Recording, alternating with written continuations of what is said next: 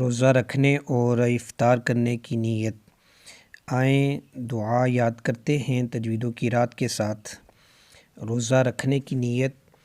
وَبِالصَّوْمِ غَدٍ نَوَيْتُ مِن شَهْرِ رَمَضَانَ۔ مکمل پڑھتے ہیں۔ وَبِالصَّوْمِ غَدٍ نَوَيْتُ مِن شَهْرِ رَمَضَانَ۔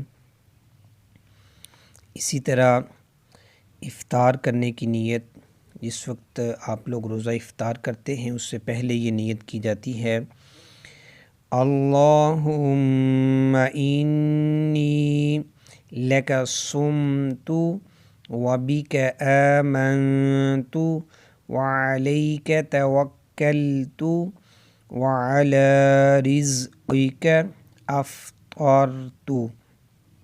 اے اللہ، میں نے تیرے ہی لیے روزہ رکھا اور تجھے ہی پر بھروسہ کیا اور تیرے ہی رزق پر افطار کیا۔